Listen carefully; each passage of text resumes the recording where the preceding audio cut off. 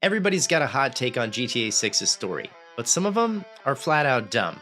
Today, I'm taking a look and breaking down the 3 dumbest takes on GTA 6's story from someone who actually knows what they're talking about. I'm Rob Morris, a card-carrying member of Writers Guild of America East and an American screenwriter. I write for TV for a living, and these are the 3 dumbest takes I have heard about GTA 6's story.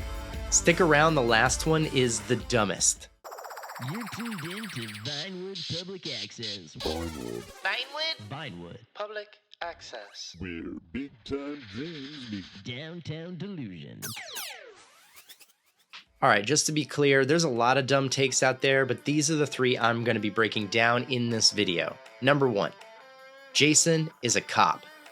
Number 2, no past characters from Grand Theft Auto 4 or 5 will appear in Grand Theft Auto 6. And finally, the dumbest take, GTA 6 will not be funny. Number 1, Jason is an undercover cop.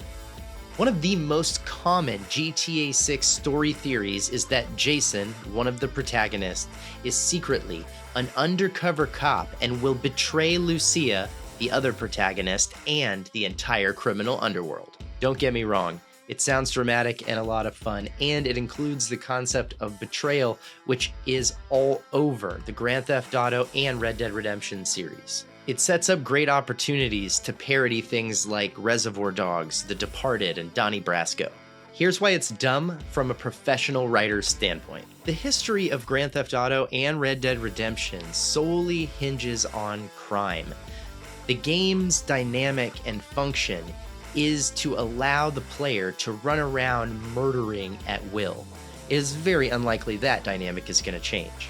Now, undercover cops do occasionally engage in crime and violence, but killing sprees are just not the work of police officers. How does an undercover cop square with the fact that players are blowing up cars, killing civilians, and mowing down cops for hours? Suspension of disbelief can only take us so far. Hey Jason, I noticed it's been a while since you did a story mission. What have you been doing while you ran around in free mode? Oh, just killing hundreds of thousands of other police officers.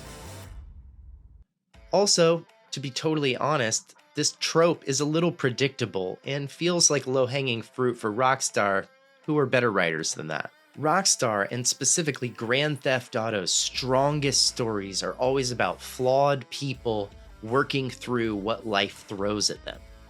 It would be so out of character for Rockstar to hinge the entire story on a big, cheap reveal at the end. To put a final button on this point and why it's so dumb, everything we know about the GTA 6 story points to a Bonnie and Clyde style story. Bonnie and Clyde were 2 criminals working together to be criminals. Clyde was not an undercover FBI agent. Trust me. Go look up what happened to them if you don't already know. Number 2, GTA 6 won't reference past games. Another take that I see circulating is that Grand Theft Auto 6 will start with a completely clean slate with no characters or large overlap with the previous games of Grand Theft Auto 4 and Grand Theft Auto 5. While yes, major protagonists and even major side characters are unlikely to appear across the different games, one thing I want to point out from a writer's perspective is Rockstar loves trilogies.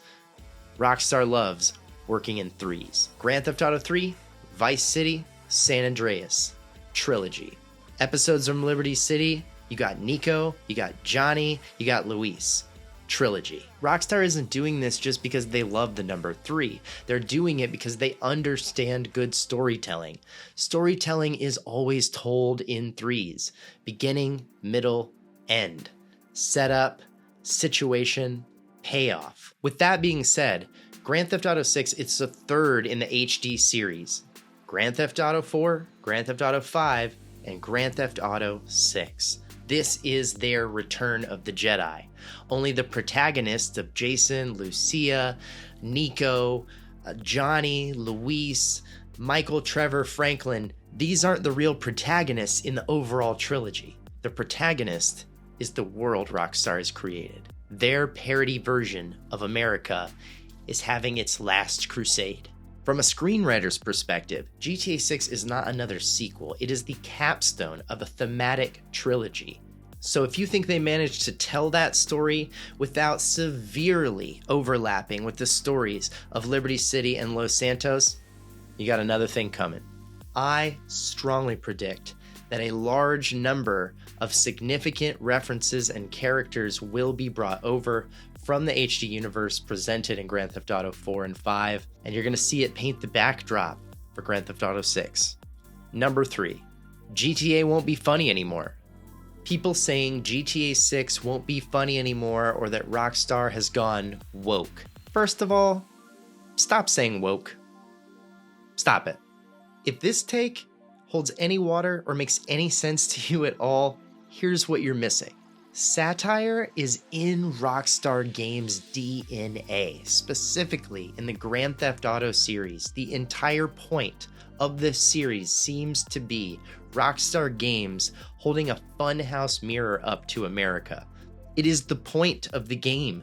The reason why you can run around in Grand Theft Auto and beat up hookers and murder people indiscriminately is because that's how America looks to the rest of the world in a satirical parody.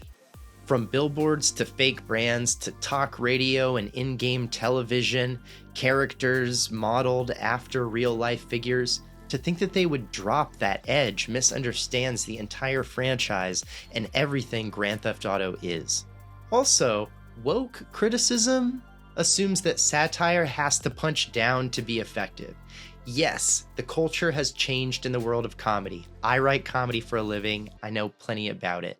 But as Andy Warhol famously said, art is getting away with it. Rockstar employs some of the best comedy writers in the world, and specifically in video games.